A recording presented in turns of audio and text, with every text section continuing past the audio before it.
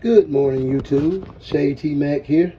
This time we're going to do a quick review of our Gearwrench torque wrench. Gearwrench torque wrench.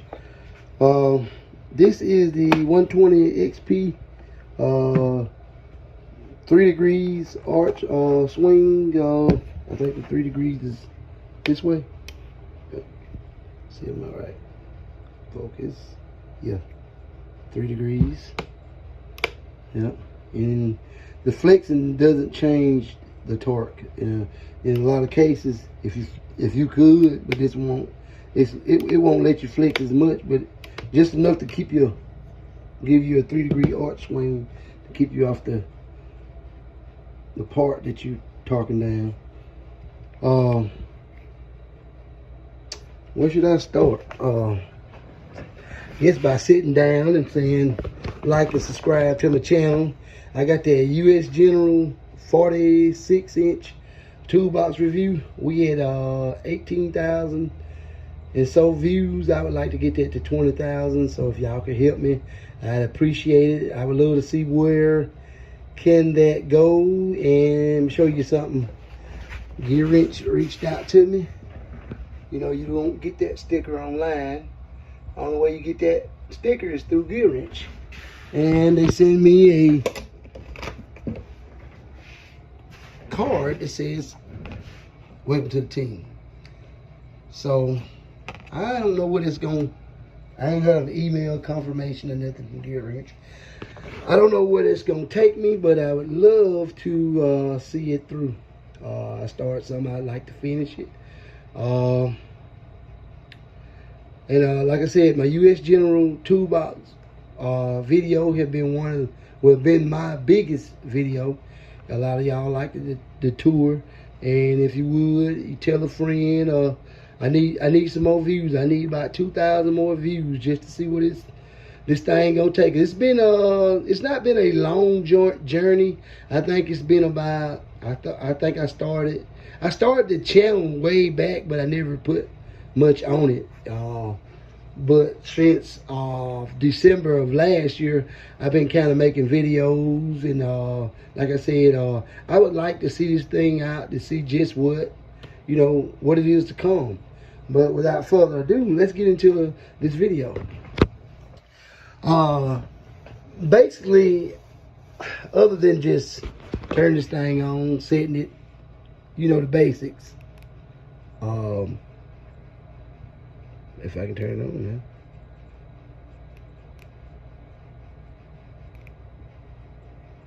My battery may be dead. Let's see. There we go. Basically, you turn it on. You set it to your foot-pound. Right now, it's on 50 foot-pound. I think it goes from 50 to, let's see. Why? Yeah, 50.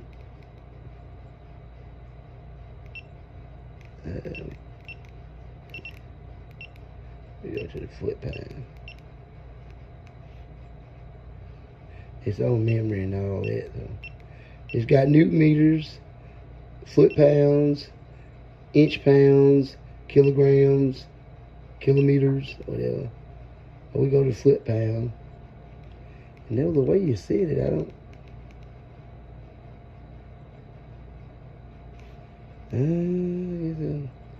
don't know. I guess I done something when I figured it out one day. It got a memory.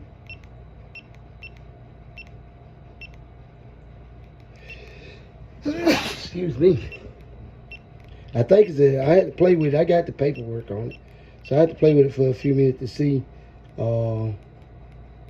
what mode it's in, because I think it's in a memory mode of when I last used it. That's one good thing about it, that it'll keep memory of what you last used it for, and then you have to go through another mode to preset it to whatever pounds you want to. And I don't use this a whole lot. I bought it for my motorcycle, and every time I change my tire, I use this to torque my axle nuts. So that lets you know just how much I use it. And I have used it under the engine bay. I want to say a timing plate on the Ford pickup. I I did the timing cover, metal aluminum timing cover. I didn't want to destroy it, so I got my torque wrench out and I torqued it, and of course drive shafts. I always torque my drive shafts, and but like I said, it's real simple. I just don't remember how to get it out of that memory mode. And like I said, I keep my paperwork, and it's minimum reading. It's like step 1, step 2, step. So it's real minimum. This is a easy and real simple. This is a DIY tool. This is made for us. I mean, they all built the same, but this wrench is so simple. Real easy to use. And I know you're saying, well, it's simple, but you ain't got out of that mode. I just don't remember my mode. I ain't gonna sit here a whole video trying to remember when I could turn around and read it, but I ain't gonna read it and all that while I'm filming. But my thing is to just do a review on this tool. It's got the feet on it so it can stand to keep from damaging any of this. This is recessed, so if you turn it all the way over, it doesn't make contact with the surface. Batteries load up in the back, and do not keep the batteries in there. To always take your batteries out.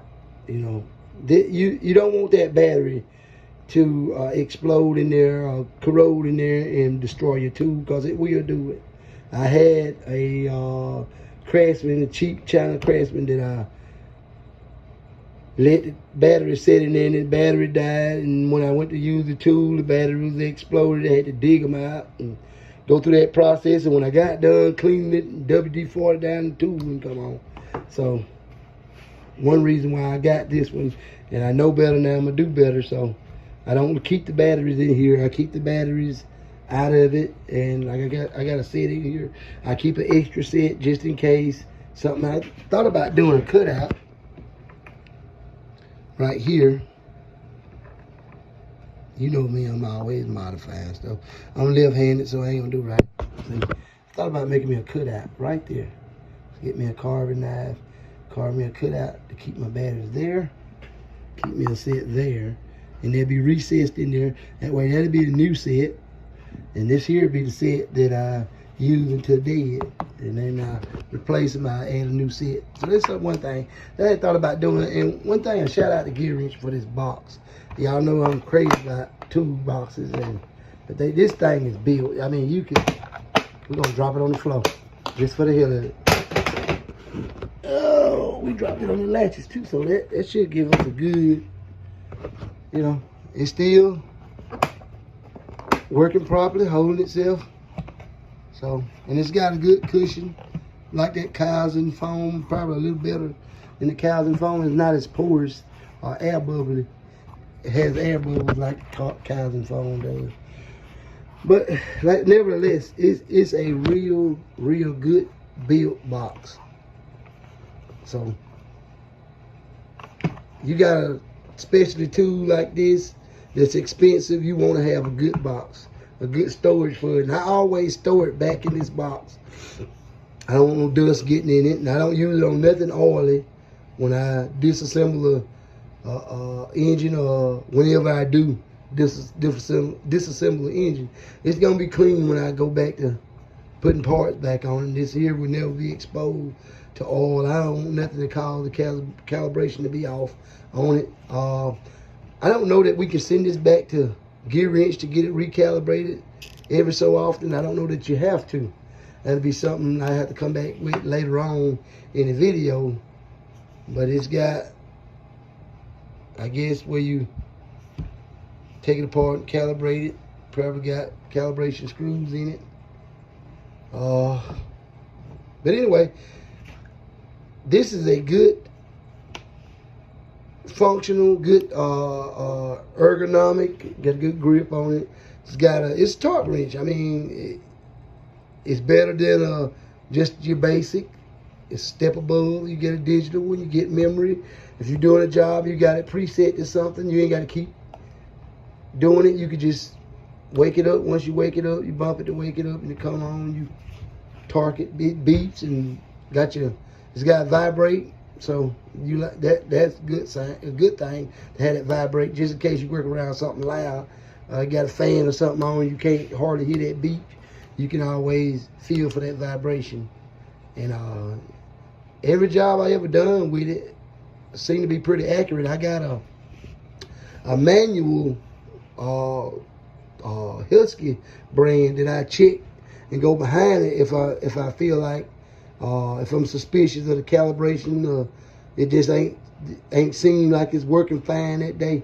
I go behind and check it always, and it don't never be off. It just me not trusting the digital error, I guess. But this like the second one I had, and like I said, my first one was a China made one. Then I don't know. I guess you leave the batteries in either one of them to mess up. But I tend to take the batteries out of this, and I just throw them up against the tube, shit top down on it. But this is Gearwrench 120 XP, and it's a 3/8 drive. So it's precision. I use it as like I don't use it for lugs or nothing like that. Like I say, my Husky brand, it's a 1/2" drive, so I use it for lugs. But this right here is more precision. I use it under the engine bay, putting on components, like I say, around my motorcycle. Just overall, a real decent functional tool from Gearwrench. Like and subscribe to my channel. It's Shade T Mac, and I'm out.